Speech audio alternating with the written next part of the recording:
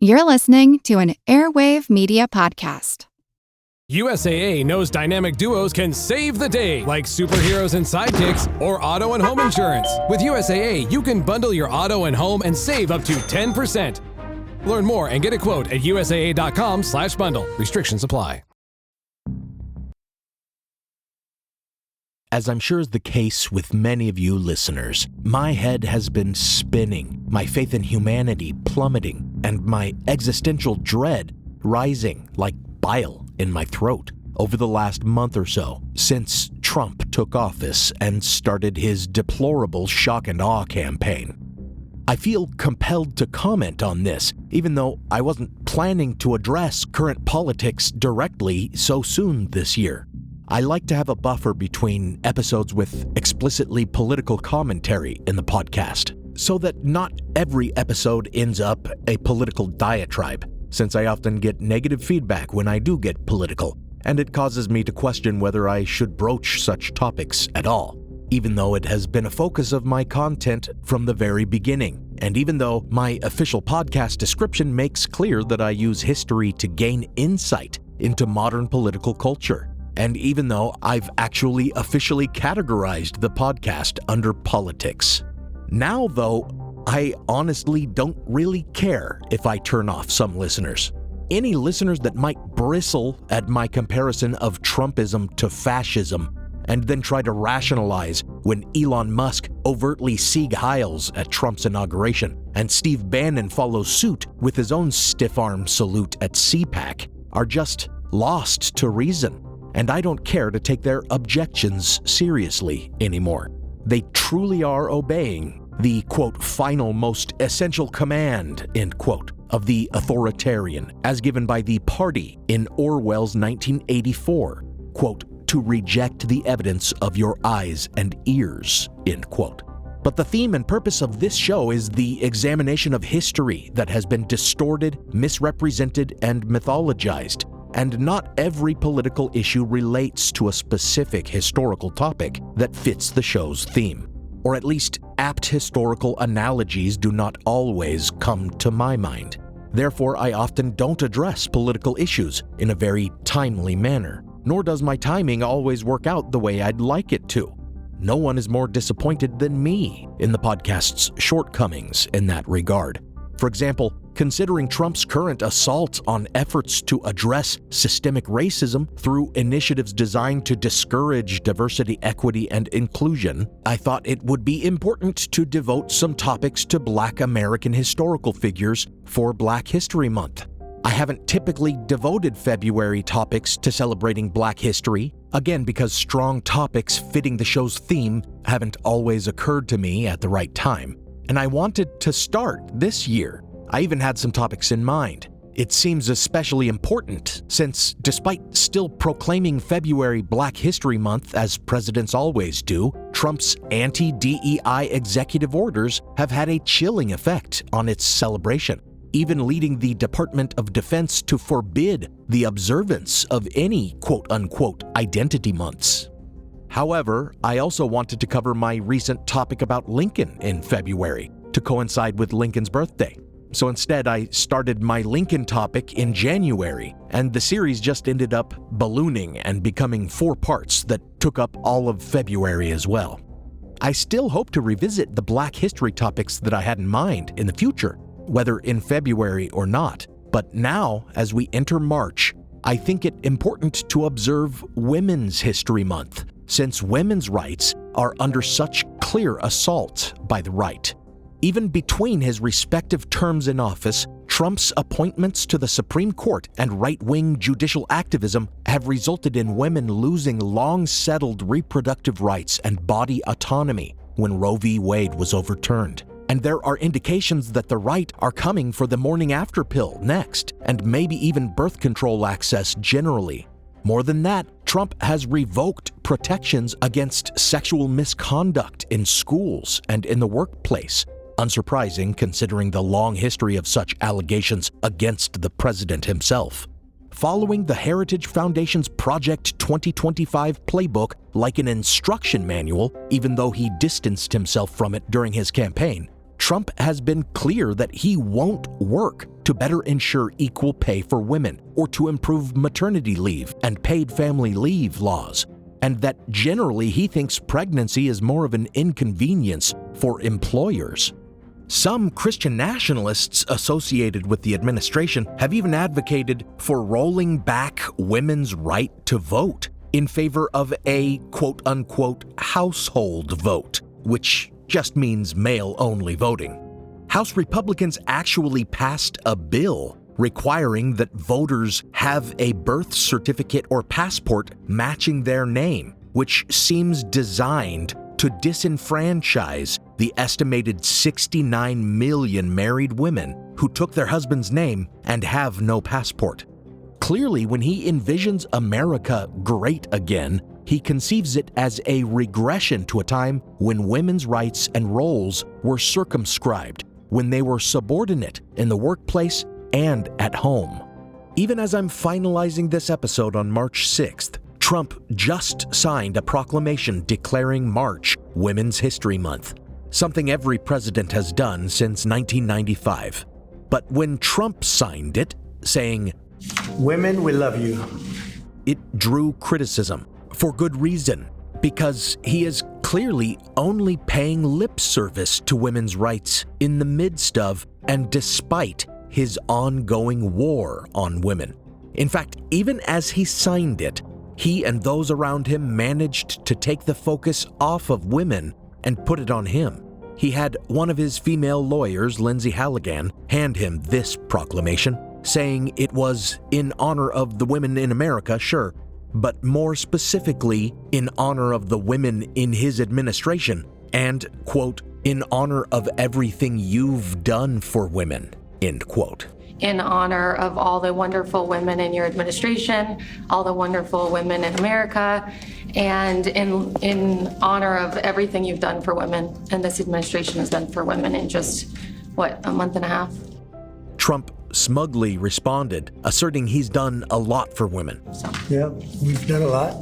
And framing the accomplishments of women everywhere as valuable only insofar as they do it, quote unquote, for us. And women have done a lot for us, right? But that is just exactly the issue with the erasure of women, that they have, historically, only been seen as relevant in as much as they serve men. So for my first episode of March, I want to tell the story of one woman far back in antiquity who was also treated as a second-class citizen, who was sexualized and seen as troublesome for her influence in politics, and who was almost erased from history, but whose memory nevertheless persisted, and who today is remembered also as a brilliant rhetorician and teacher, a pillar of Greek philosophy. This is Historical Blindness. I'm Nathaniel Lloyd, and as feminist historian Rebecca Solnit writes, quote, "Some women get erased a little at a time, some all at once, some reappear," end quote. Thank you for listening to the Erasure of Aspasia.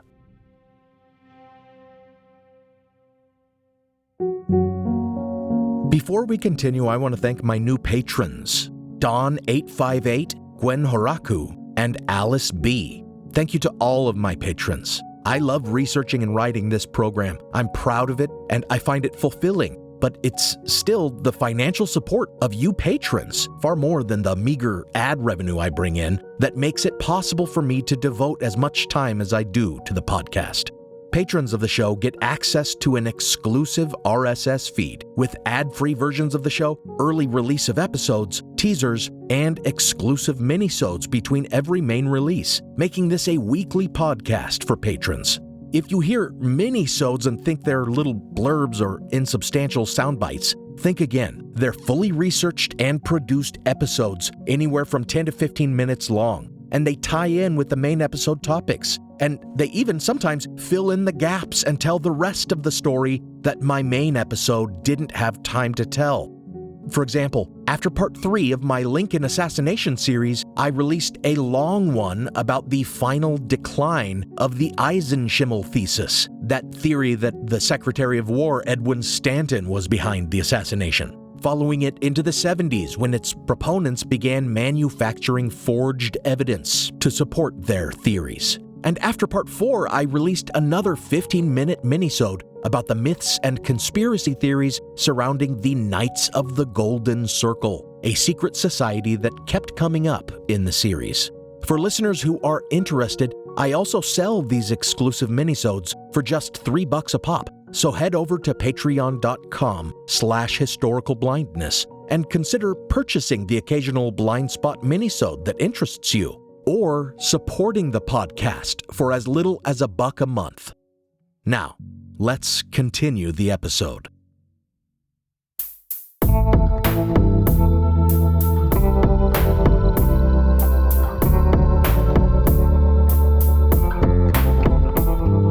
Welcome to Historical Blindness. Historical erasure is a concept that perfectly encapsulates the historical blindness theme.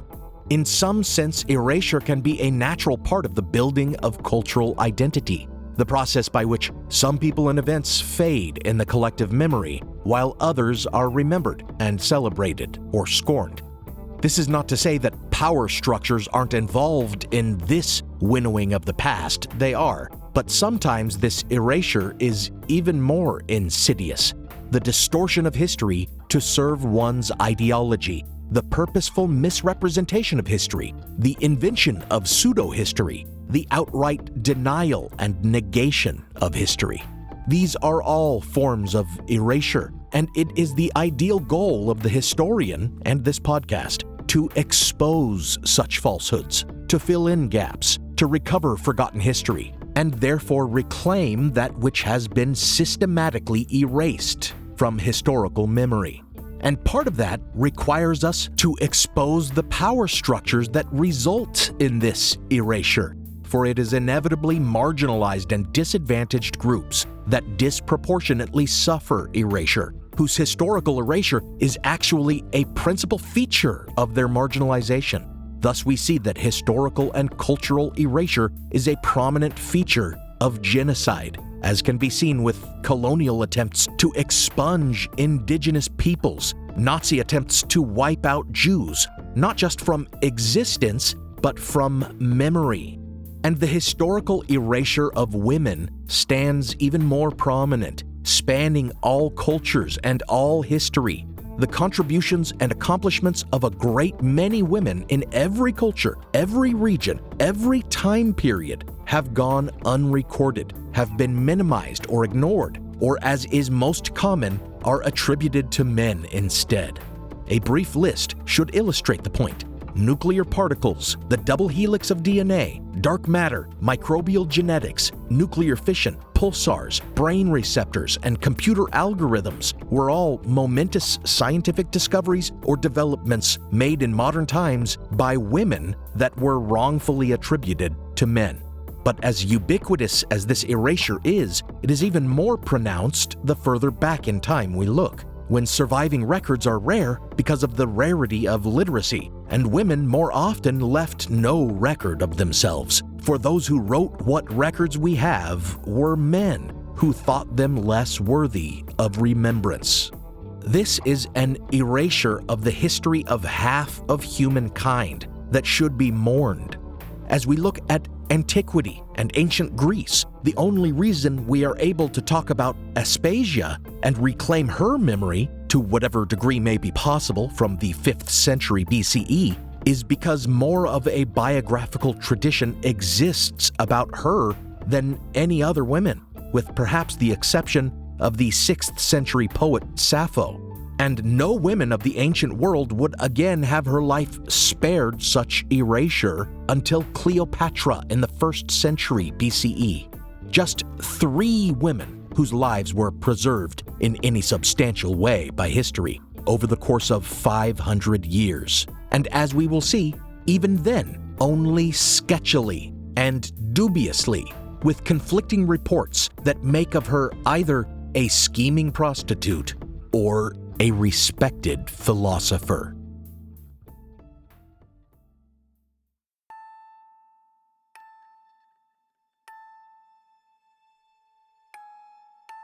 Very little can be known for certain about Aspasia of Miletus.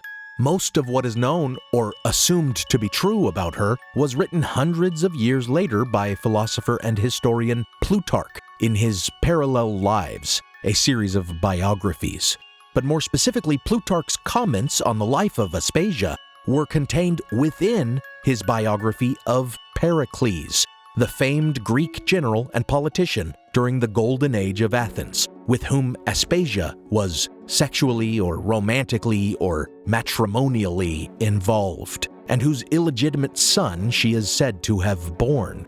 So the most coherent account of her life was written centuries later by a man who was actually only writing about her insofar as she was associated with another man, a very famous man, in fact, about whom much had already been written, including by his contemporaries, like Thucydides, who called him the, quote, first citizen of Athens, end quote. In fact, the period during which he ruled Athens as its archon, forging an Athenian empire of the confederate states of the Delian League and leading it in multiple wars against Sparta and its Peloponnesian League, has even been called, quote, the Age of Pericles, end quote. Meanwhile, the only contemporary writing about Aspasia came in the form of defamatory comedies, which we will look at shortly. Indeed, it is because of the claims about Aspasia's power over Pericles, because of the claim that Pericles only took Athens to war on her behalf, that Plutarch even deigns to discuss her, saying, quote, this may be a fitting place to raise the query what great art or power this woman had, that she managed as she pleased the foremost men of the state, and afforded the philosophers occasion to discuss her in exalted terms and at great length, end quote. Plutarch seems torn between more than one competing tradition regarding Aspasia, presenting her as a political mastermind and revered philosopher, and also as a brothel keeper and sex worker. I am not here to suggest that a woman could not have been all these things, but as we will see, these conceptions of her do seem to have been derived from differing views of her, and were, at least then, seen as contradictory characteristics. Even Plutarch's brief discussion of her can't seem to decide if Pericles was drawn to her intelligence or was attracted to her for more carnal reasons, saying first that she, quote, was held in high favor by Pericles because of her rare political wisdom, end quote, but then asserting that, quote, the affection which Pericles had for Aspasia seems to have been rather of an amatory sort, end quote. Again, it could have been both, but the original Greek, which has the word translated as quote-unquote rather nearer the beginning of the sentence, and in alternative translation seems to suggest erotic attraction, can be understood as suggesting that rather than intellectual admiration, Pericles' love for her could be better described as sexual. However, any such assertion, as we will see, cannot be supported.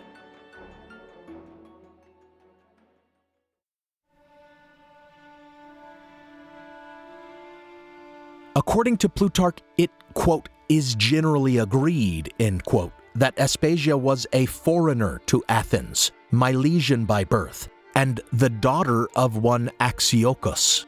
This made her, by Pericles' own laws on Athenian citizenship, a metic, or resident alien in Athens, denied the benefits and protections of a full citizen, including the ability to marry a citizen. This means that some early accounts of Aspasia that style her as Pericles' wife are inaccurate, as she could at best have been considered his palake, or concubine, a fact further attested by the tradition that the son she bore Pericles, called Pericles the Younger, was a nothos, or illegitimate child. Some historians, like Peter Bicknell, and my principal source, Madeline Henry, in her book Prisoner of History, consider these details about her life at least mostly established by the discovery of a gravestone, or stele, in Piraeus, an Athenian port city known to have been a place where Metic families settled after immigrating to Athens. This stone actually commemorates a man named Aspasios, but an inscription names a forebear called Axiochus and mentions his children, one of whom was named Aspasia.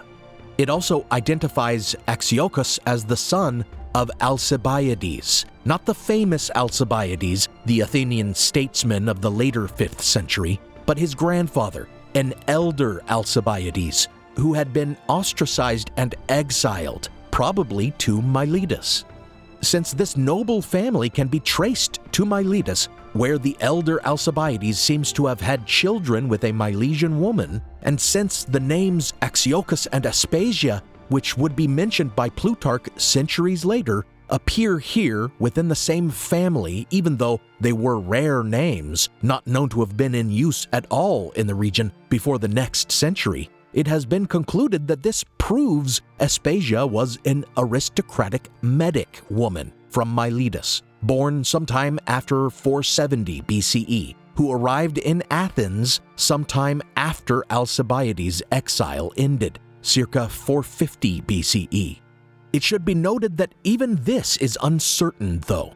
The Axiochus and Aspasia mentioned on the monument aren't even thought to be the same ones Plutarch names. Instead, it is thought that Alcibiades married the daughter of a Milesian man named Axiochus, and the Aspasia in question, who would go on to make such waves in Athens, was his wife's sister. The names Axiochus and Aspasia thereby became family names, as Alcibiades named one of his sons Aspasios, the masculine form of his sister-in-law's name, and his other son he named Axiochus, after his father-in-law, and by him would be given a granddaughter that would be named Aspasia as well. It's all very convoluted, and the fact that Aspasia's parentage and origins can only be pieced together through detective work based on the funerary monument of a male relative, which doesn't even mention her by name, just goes to show how nearly entire her erasure was.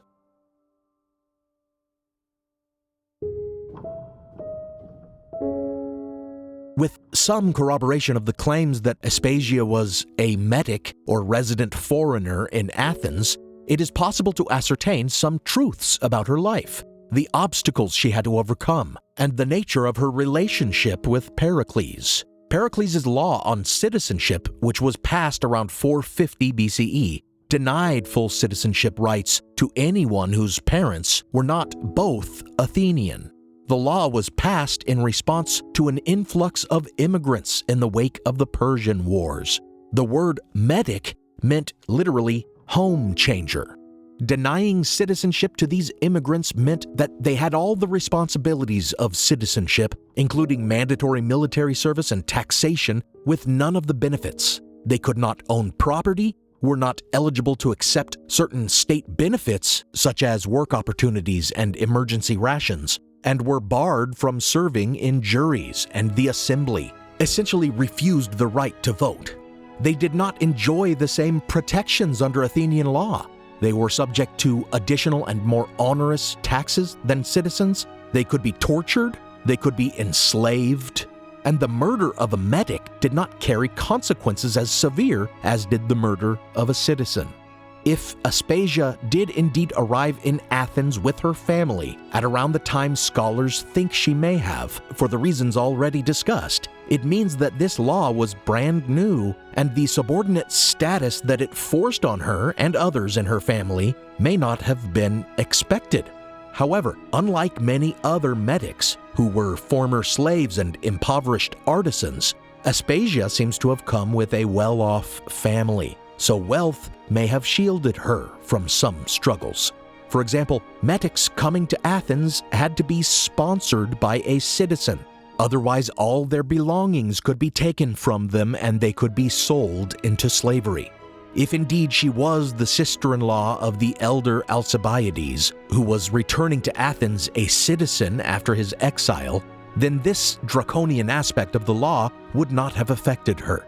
However, we must also remember that she was a woman and thus doubly marginalized, made a second-class citizen on both counts.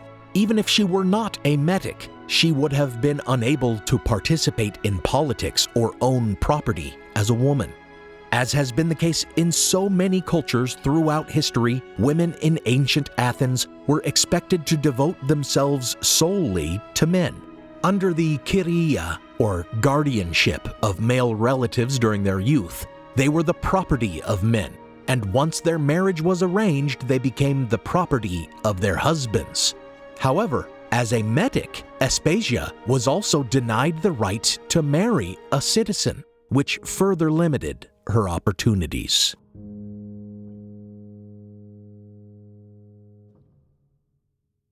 Now for a brief intermission.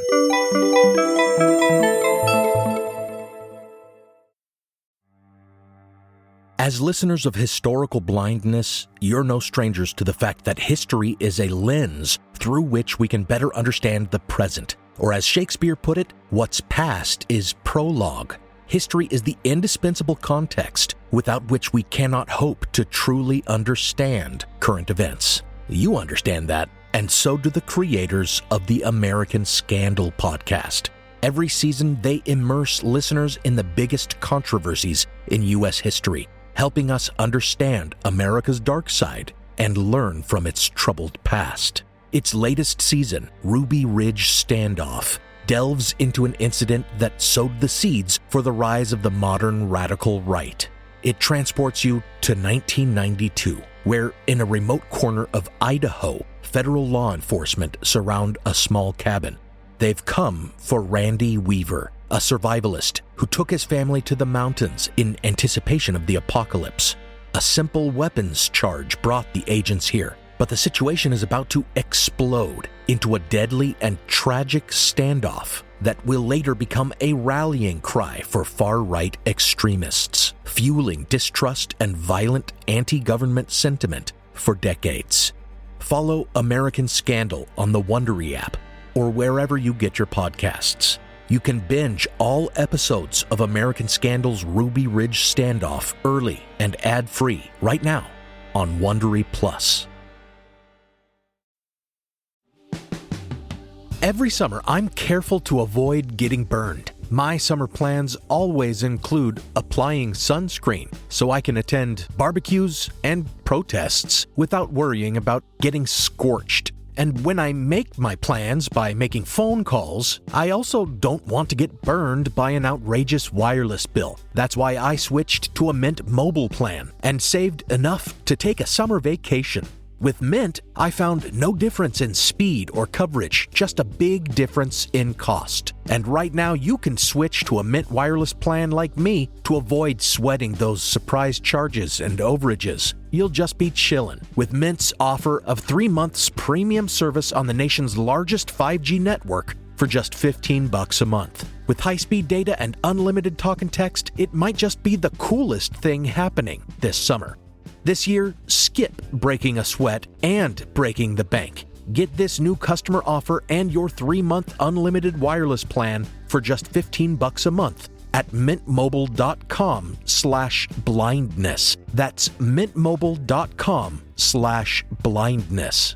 Upfront payment of $45 required, equivalent to $15 a month. Limited time new customer offer for first 3 months only. Speeds may slow above 35 gigabytes on unlimited plan. Taxes and fees extra. See Mint Mobile for details. Hey, it's Paris. You know I love sparkly things, right? Like stars. Duh. And thanks to Hilton and AutoCamp, I just slept under them. Picture me, serving looks by the fire outside my luxurious Airstream, making s'mores with the kids, while a national park is our backdrop. The great outdoors meets Hilton hospitality. That's hot. Explore all the new ways to stay at Hilton.com. Hilton for the stay. Now, back to the show.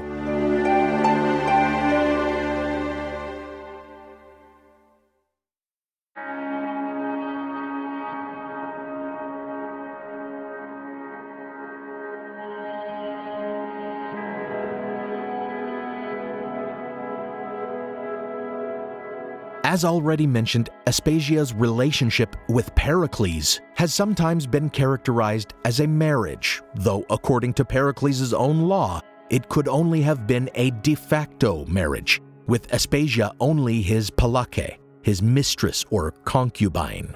Palakia was a common practice and was even institutionalized in a way similar to marriage. Some historians have suggested that palakia was even quasi-marital for metics, because metic women were also under the guardianship of their male relatives, whose main obligation was to arrange an advantageous marriage for them. And for many, especially those like Aspasia from an aristocratic family, that may have meant arranging concubinage to a wealthy citizen rather than marriage to another metic, especially if it were to Pericles, the most powerful man in Athens. There is some evidence of palakia being entered into as a contract with protections for the woman, making it essentially a marriage in all but name.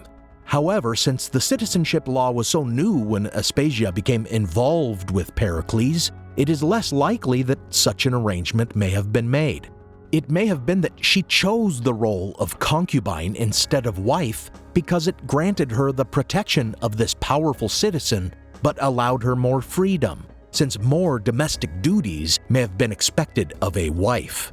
As one speech attributed to an Athenian politician explains, quote, "Mistresses," sometimes translated as prostitutes, "mistresses we keep for the sake of pleasure, concubines for the daily care of our persons," sometimes translated as the body's daily needs, "but wives to bear us legitimate children and to be faithful guardians of our households," end quote. Therefore, being Pericles' palake may have meant that she was spared the daily duties of a wife and rather given the opportunity to develop her mind, which would accord well with the tradition that she was extremely intelligent and became an influential philosopher. Further supporting this notion that Pericles may have not only offered her protected status as his concubine, but also nurtured her in a sort of evolved and mutually supportive relationship, is the tradition that Pericles loved her, quote-unquote, exceedingly, as Plutarch put it. And there is support for this claim as well. Around the same time he took up with Aspasia, he divorced his wife, the mother of his 2 legitimate sons, and gave her in marriage to another man. This contributes to the notion that Aspasia was his de facto wife, whether or not his own law allowed a legal marriage to her. Then there's the fact that he remained with Aspasia for the rest of his life, and the further fact that before his death, he amended his citizenship law so that Pericles the Younger, his illegitimate son with Aspasia, could become his legal heir.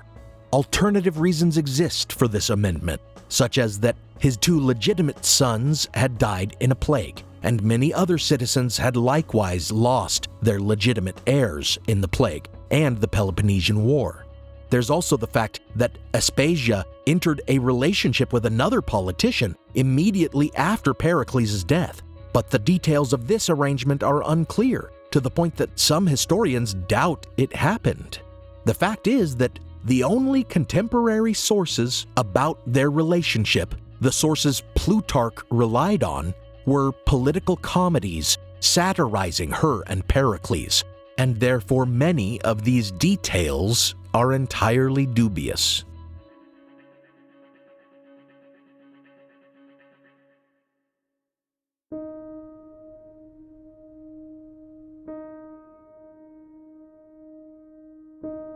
It appears that the bulk of Plutarch's account of Aspasia is derived from 5th century comedies, the only contemporary sources that speak of her, of which only a handful make mention of her. As an exception, Plutarch makes special mention of a supposed trial in which one Hermippus prosecuted Aspasia for quote-unquote impiety, a trial in which Pericles himself was said to have, quote, shed copious tears, end quote, in her defense. Certainly, if true, this would be further evidence of Pericles' great love for her, but scholars now believe that this trial was a fiction.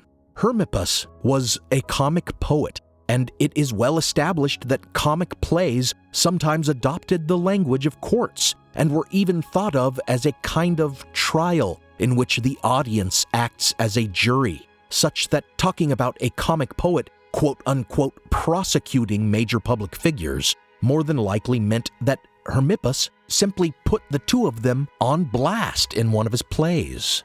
The specific allegations of this supposed trial, that Aspasia was acquiring prostitutes for Pericles' pleasure, also wouldn't appear to have been an actual crime since prostitution was legal. Moreover, the accusations of politicians being pimps and whoremongers, or of being profligate and licentious, were common allegations in political satires of the era, and sometimes may not even have been literal. Just as today, when likening politicians to prostitutes may not mean they literally are prostitutes, in the comedies of 5th century Athens, just as we cannot presume that a quote-unquote prosecution was a literal court trial, we cannot presume that accusations of prostitution were about literal sex work. And this is the sole evidence of Aspasia's alleged sex work.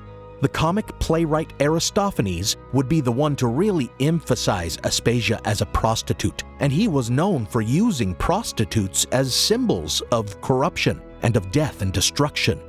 Think of the biblical whore of Babylon for an example of how sex workers have always been used as metaphors for the criticism of corrupted nations and leaders. As a more pertinent example, the poet Cratinus, in calling Aspasia a quote-unquote dog-eyed concubine, is thought to have been likening her to Pandora, the first woman thought to have been a curse upon mankind, who had been given the power of speech only to deceive, and who, it was said, had the mind of a disloyal dog. Clearly, such comparisons make it plain that her depiction in plays were slanderous and not to be taken literally. And there are logical reasons to doubt any claims that she was a prostitute. While it is true that many prostitutes were Medic women, since they often had few other options to pursue in life, and while it is also true that prostitutes sometimes became the concubines of their former patrons, making it possible that Aspasia had been a prostitute before taking up with Pericles, it is hard to reconcile that with the fact that she seems to have come from a wealthy aristocratic family.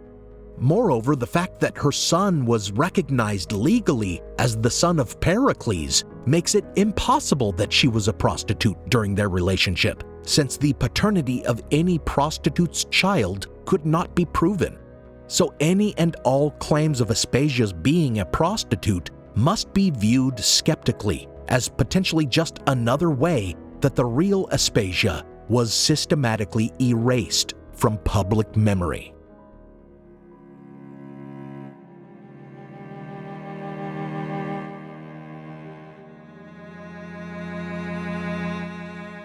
Aspasia seems to have been so lampooned in political comedy because of her perceived influence over Pericles and his decisions, and it would seem that this fact supports the tradition that she was highly intelligent and that Pericles did respect her intellect. Much of the political comedy that defamed her and resorted to the potentially metaphorical accusation of her being a prostitute portrayed her power as being purely sexual. They did this by comparing her to mythological female figures who were known for manipulating and sexually dominating men. The playwrights Cratinus and Eupolis explicitly compare Aspasia to Omphale, the mistress of mythical hero Heracles, sometimes better known by the Romanized name Hercules. According to the story, Heracles was forced to be the slave of Omphale for a year. So the implication here was that Pericles was the slave of Aspasia, and perhaps that he had lost his manhood to her, as later depictions of this myth have Heracles dressed in women's clothing and forced by Omphale to do quote-unquote women's work. Another common comparison was to Helen of Troy, with the implication that because of Aspasia's great beauty and Pericles' obsession with her, he had, like Paris before him, started a war. The war in question was either the Samian War, an Athenian military intervention in a conflict between Samos and Aspasia's birthplace, Miletus, or the Peloponnesian War. More specifically, that the Megarian decree that imposed economic sanctions on the Spartan ally Megara and led to the war was because of her. Aristophanes is very explicit in blaming this on Aspasia's influence, claiming that some Athenians abducted a prostitute from Megara, and in retaliation some Megarians kidnapped 2 of Aspasia's own prostitutes. This is actually the origin of claims that Aspasia was not only a prostitute but also a brothel keeper or madam. Scholars are divided over whether the Megarian decree had purely economic motivations, whether it was in response to the Megarians cultivating some sacred land on Athenian borders, or whether Pericles meant it as a deliberate provocation of Sparta. But none take seriously this passage in Aristophanes' play, which is thought most likely to be a joke. Nevertheless, this idea that Aspasia had enough power over Pericles to force him to declare war led to the further claim, repeated by Plutarch, that Pericles went to war against Samos on her behalf, even though the most obvious reasons were that Athens had forced Miletus to disarm itself after it had risen in rebellion against them, so it would look bad if they then let Samos move in and capture the city. But whatever the practical reasons, it seems to have been simpler and more popular to blame these geopolitical affairs on the woman behind the man. By Plutarch's time, he was making still more comparisons, claiming without any clear reference to sources that Aspasia had modeled herself on an Ionian courtesan named Thargelia, who was said to have dominated Persian politics through her beauty, grace, wits, and also by providing consorts for the Persian king. It is clear that Plutarch, writing more than 500 years after the fact, had accepted the claims made in Greek comedy, perhaps jokingly and metaphorically, of Aspasia's prostitution, brothel keeping, and sexual domination and manipulation of Pericles. But there was another tradition about Aspasia, one Plutarch mentions but does not emphasize. The only thing Plutarch says of Aspasia's reputation as a philosopher is that Plato mentioned Aspasia, quote, had the reputation of associating with many Athenians as a teacher of rhetoric, end quote, though he is quick to suggest that this may have been, quote, written in a sportive vein, end quote, a caveat he failed to provide when sharing the obviously defamatory and probably metaphorical claims of satirists who called her a whore. This is, however, entirely true. The work of Plato's that depicts Aspasia as a master rhetorician does so with ironic and satirical purpose, and this is because some 4th century Socratic dialogues were still defaming some of the same historical figures as 5th century comedy, still making them the butts of their jokes and the focal points of their criticisms. This genre of philosophical prose writing centered on the wisdom of Socrates, as depicted in conversations he had with various individuals, which displayed his Socratic method of asking rhetorical questions in order to lead his interlocutors to conclusions. Aspasia herself was never a character in them that we know of, but more than one was named after her. To illustrate her continued negative portrayal in Socratica, Antisthenes, himself an illegitimate son and contemporary of Aspasia's son, Pericles the Younger, wrote a dialogue named after her. It is lost now, but it appears to be the origin of the story that Pericles wept copiously in her defense, and also of the story that Pericles was always publicly embracing Aspasia, and that this was the origin of her name, which meant Miss Embrace. Certainly these were meant to be criticisms of Aspasia's sexual dominance of Pericles, as Antisthenes was known to be always attacking Pericles and his family. Unlike Antisthenes, who seemed rather stuck in the past when it came to defaming Aspasia, Plato did so with far more nuance. Like others, he had Socrates talk about Aspasia like an honored rhetorician who teaches rhetoric to others and portrays her skill and intellect as well known. For it is presented as well established that she taught rhetoric to Pericles, who was the most influential man in politics. The dialogue in question is called Menexenus, in which the title character approaches Socrates because he desperately needs an epitaphios, or funeral lamentation, to honor the Athenian war dead on short notice, and Socrates says he has just the speech for him, given to him recently by Aspasia. By the date in which the scene is set, both Aspasia and Socrates would likely have been dead. So, like the comedies of the previous century, it cannot and should not be taken as historically accurate. And it is abundantly apparent that Plato's purpose is not to honor Aspasia. It is with great irony that when asked for a speech to honor male Athenian citizens, Socrates gives Menexenus the words of a woman who was denied citizenship. The dialogue is considered a parody of the genre of the epitaphios, which often sought to define what it meant to be Athenian based on autochthony, or the fact of being indigenous, a nativist idea that was mocked by Antisthenes by saying snails and locusts too must have been citizens, since many had been born on Attic soil.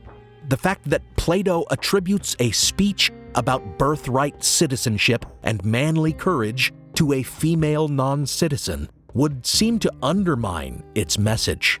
But there is more going on here. Socrates suggests that speakers are interchangeable, that what matters is the words, and he suggests that it was Aspasia, the writer of these words that so impress Menexenus, who taught the great Pericles to speak, as well as many others. Add to that the fact that Plato seems to include a great deal of sexual innuendo in the language, and the known fact that she was sexually involved with Pericles, and the insinuation, as some scholars interpret the dialogue, is that Aspasia must have been sexually involved with all the men she taught, and that through the influence of her sexuality, she was putting words in the mouths of many great speakers and politicians. Taken this way, even Plato's work partakes of the same tradition of depicting Aspasia as a Machiavellian sex worker. But there are some aspects of Plato's dialogue that highlight the alternative biographical tradition then emerging. He very clearly presents Aspasia as a masterful orator and rhetorician, as a teacher of many prominent Athenians, and as a mentor of Socrates himself, one of the greatest philosophers of all time. Moreover, the fact that Menexenus responds knowingly to Socrates' statements about Aspasia make it clear that these aspects of her life were actually well known and widely accepted. It seems that the first philosopher to portray Aspasia in an entirely positive light was Aeschines, a contemporary of Plato. In his Socratic dialogue, also called Aspasia, and perhaps meant as a direct response to Antisthenes' negative dialogue of the same name, Socrates is approached by an affluent man named Callias and is asked to recommend a teacher who can instruct his son. Socrates recommends Aspasia, and then goes on to give reasons why Aspasia is an excellent teacher. The dialogue is now lost except for fragments, but through references to it, it has been credibly reconstructed. It seems that Socrates started by giving historical examples of women who were brilliant and made excellent teachers of men, one being Rhodogun, the Amazonian queen of Persia, and the other was Thargelia, the Ionian courtesan previously mentioned. This reference may be the source of Plutarch's claim that Aspasia modeled herself after Thargelia, but that is not what Aeschines seems to have claimed, and in fact he may have been suggesting that Aspasia made for a happy medium between the two, one a warrior queen and the other who wielded influence over kings through sex. Some have tried to interpret this dialogue as further depicting Aspasia as a prostitute, suggesting that in asking for a teacher for his son, Callias was actually asking for a woman to teach him sexual techniques. But this interpretation doesn't conform to the rest of the dialogue as we know it. First, it is set during a time when Aspasia would have been an old woman, making it seem far less likely that she would be recommended as a sex tutor for a young man. And Aeschines does not seem to have represented Aspasia as leveraging her beauty and sexual appeal at all. Rather, she was presented by Socrates not as the consort of Pericles, but as his educator, and he her best student. Moreover, it is revealed that Aspasia was a teacher of many Athenian women as well, and respectable Athenian women at that, making it very unlikely that she would have been engaged in prostitution or brothel keeping at all. Rather, the dialogue makes it sound as if Aspasia ran a sort of academy for women, educating them in politics, rhetoric, and philosophy, something that was frowned on, if not outright prohibited. Some scholars have suggested that this may have been the origin of the defamatory claims that she ran a brothel, for it was easier to dismiss educated women as whores and discredit the place of their learning as a whorehouse than it was to acknowledge that they were just as capable of thinking as men.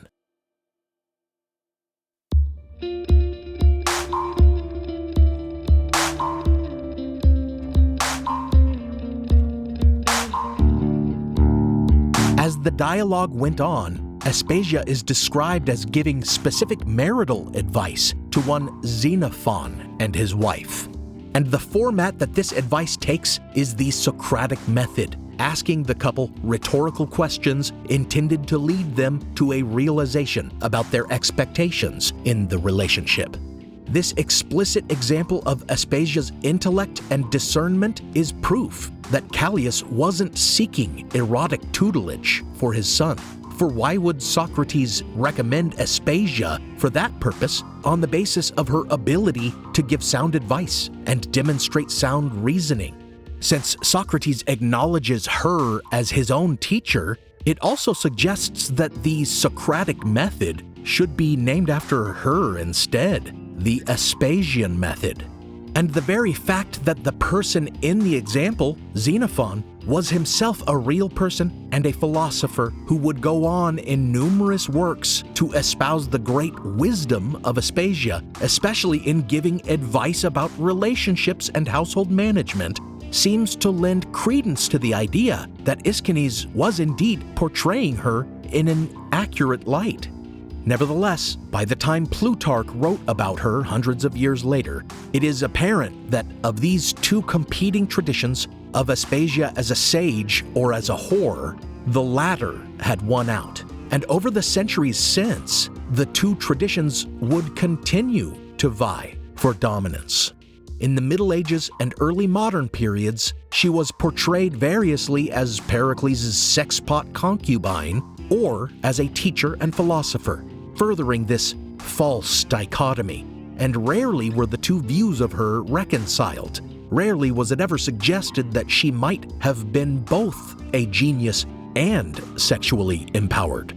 Only one 18th century portrait of her illustrates these typically conflicting conceptions of Aspasia united, portraying her as a great beauty, one breast bared. But rather than looking out at the viewer of the portrait, she is gazing into a handheld mirror. This may be taken to represent vanity, but it can alternatively be viewed as showing her focus on self-actualization. And in the same painting, in her other hand, she holds a scroll, clearly symbolic of learning. Of all the portrayals of her, this may be the most balanced, even if it may still be entirely inaccurate. During the same century as this portrait was painted, in 1777, a marble herm was discovered, a sculpted head and torso on a pillar, that is believed to be a Roman copy of Aspasia's funeral stele.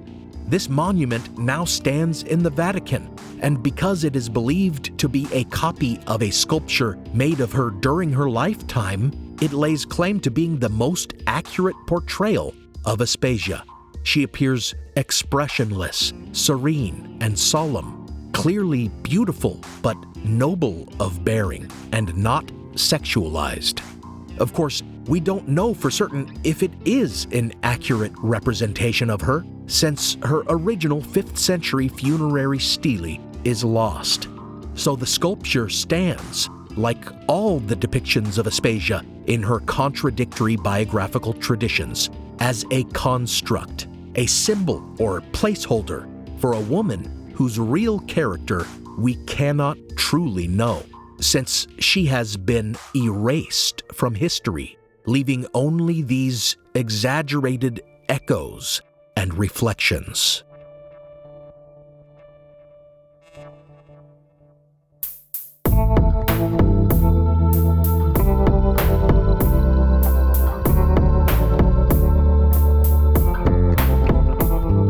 Thanks for listening to Historical Blindness. You can find blog posts for each episode on historicalblindness.com that contain a transcript, related imagery, and citations for further reading. For this topic, I highly recommend Madeline Henry's Prisoner of History. As always, special thanks go out to my partner patrons, Diane Lane, Robert Fisher, Joe Escott, Devlin Hoff, Lisa, Prickly Pear, Fred R. Grotice, Robin Naggett, Maddie Kinney, Rebecca, Don Mundus, Eunice Allen Bradley, Juliette O'Connor, Jonathan Williams, Joshua Luddington, Christine LeBlanc, Lonnie C., Kaylee, Ama, Christopher L. Burton, Benny Slater, That One Girl, Chris, Jocelyn Clausen, Lindsay McAllister, an anonymous patron, Brian, CPJ MLT Ltd, and Jamie Nielsen. Thanks so much for your support. I hope you're all holding up under this daily onslaught of awful news and doing what you can to make a difference, as you have made a difference for this podcast. This podcast is part of the Airwave Media Podcast Network. Visit airwavemedia.com to listen and subscribe to their other fine shows, like The Constant and Who Did What Now. Some music on this episode was licensed through a Blue Dot Sessions blanket license at the time of the episode's publication. Other music on this episode is copyright Alex Kish. Visit alexkishmusic.com and contact him to get compositions for your own projects. Additional music is by Kai Engel and by Kevin MacLeod, licensed under a Creative Commons Attribution license. Check out the show notes for a list of the tracks used. You can support the show by pledging on Patreon or by making a one-time donation on PayPal. Find those links in the show notes or find me on Venmo at Historical Blindness.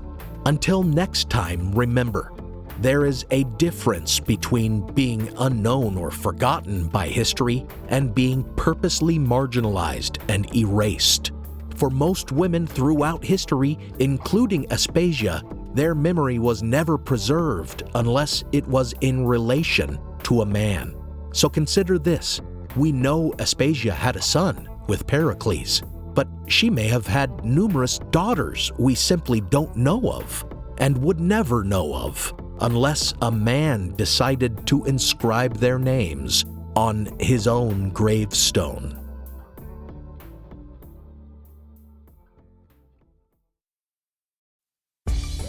Spend less time staying in the know about all things gaming and more time actually watching and playing what you want with the IGN Daily Update podcast. All you need is a few minutes to hear the latest from IGN on the world of video games, movies, and television with news, previews, and reviews. So listen and subscribe to the IGN Daily Update wherever you get your podcasts. That's the IGN Daily Update wherever you get your podcasts.